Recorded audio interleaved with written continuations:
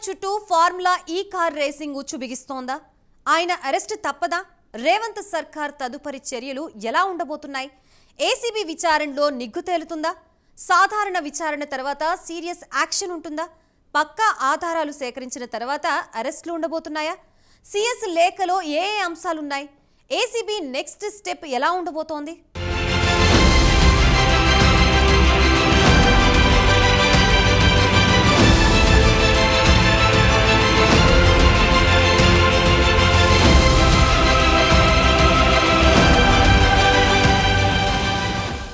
ఈ car racing వ్యవహారంపై రేవంత్ ప్రభుత్వం దూకుడు పెంచింది. మాజీ మంత్రి కేటీఆర్ పై విచారణ జరిపేందుకు గవర్నర్ అనుమతి ఇవ్వగానే కేబినెట్లో చర్చించి ఆమోదముద్ర వేసింది. ఆ వెంటనే తదుపరి చర్యలకు దిగింది. ఇందులో భాగంగానే వ్యవహారంపై విచారణ చేయాల్సిందిగా ఏసీబీకి సీఎస్ శాంతికుమారి లేఖ రాశారు. ముందుగా అధికారులు సాధారణ విచారణ చేపట్టనున్నారు. అందులో బయటపడే ప్రాథమిక అంశాల ఆధారంగా కేసు నమోదు చేసి తర్వాత పూర్తిస్థాయిలో విచారణ చేయనున్నారు. కార్ రేసింగ్ నిర్వహణకు సంబంధించిన వివరాలు, నిధుల విడుదలకు జారీ చేసిన జీవోలను క్షుణ్ణంగా పరిశీలించబోతున్నారు ఏసీబీ అధికారులు.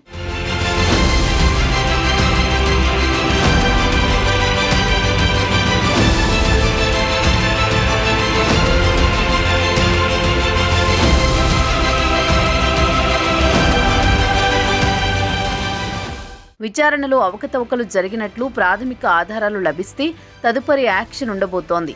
మామూలుగా అయితే ఎవరైనా అధికారి తన పవర్ను దుర్వినియోగం చేయడం ద్వారా ప్రభుత్వానికి నష్టం చేకూర్చారని భావించినప్పుడు క్రిమినల్ మిస్కండక్ట్ కింద కేసు నమోదు చేస్తారు. ఈ వ్యవహారంలో అప్పటి అధికారులు నాటి మంత్రి కేటీఆర్ అధికార దుర్వినియోగానికి పాల్పడ్డారని కాంగ్రెస్ సర్కార్ ఆరోపిస్తోంది. రేసు నిర్వహించిన విదేశీ సంస్థకు హెచ్ఎండిఏ, ఆర్థిక శాఖ, ఆర్బీఐ అనుమతి తీసుకోకుండా నేరుగా 55 కోట్లు చెల్లించారన్న ఆరోపణలు ఉన్నాయి. దీని చుట్టే వివాదం నడుస్తోంది.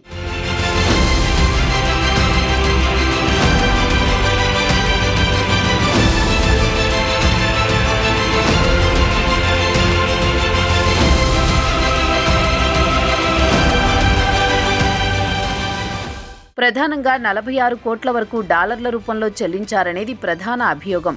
వీటిపై ఏసీబీ అధికారులు దర్యాప్తు చేస్తున్నారు. ఈ వ్యవహారంతో సంబంధం ఉన్న వారందరికీ నోటీసులు ఇస్తున్నారు. వారిని విచారించి వాంగ్మూలాలను నమోదు చేస్తున్నారు. ఇందులో అధికార దుర్వినియోగం జరిగినట్లు తేలితే సంబంధిత ఆధారాలను సేకరించనున్నారు అధికారులు. నిధుల మళ్లింపు కోణం ఏమైనా ఉందా అన్న కోణంలో దర్యాప్తు సాగుతుంది. ఫార్ములా సంస్థకు చెల్లించిన 55 కోట్లు ఎక్కడెక్కడి నుంచి ఎవరి ఖాతాలోకి వెళ్లాయనే కోణంలోనూ ఎంక్వైరీ చేయబోతున్నారు.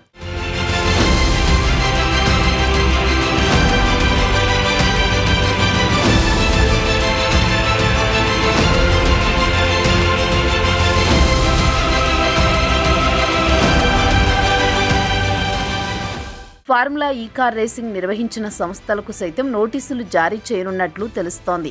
ఇందులో ప్రాథమిక ఆధారాలు లభిస్తే అందుకు బాధ్యులైన వారిని అరెస్ట్ చేసే అవకాశం ఉందన్న ప్రచారం సాగుతోంది. రానున్న రోజుల్లో తెలంగాణలో ఈ వ్యవహారం సంచలనంగా మారబోతున్నట్టు తెలుస్తోంది. ఈ కేసులో మాజీ మంత్రి కేటీఆర్ను అరెస్ట్ చేస్తారని మొదటి నుంచి ప్రచారం జరుగుతోంది.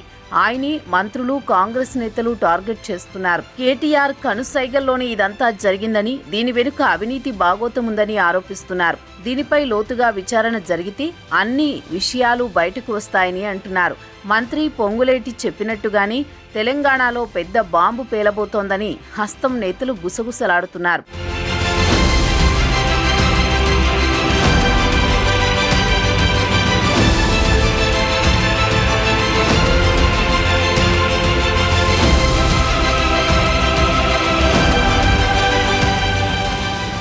మరోవైపు ప్రభుత్వ చర్యలను బీఆర్ఎస్ ఖండిస్తోంది. అంతా నిబంధనల ప్రకారమే ఈ కార్ రేసింగ్ జరిగిందని చెబుతోంది. కావాలనే సర్కార్ కక్ష సాధింపు చర్యలకు దిగుతోందని మండిపడుతున్నారు గులాబీ నేతలు.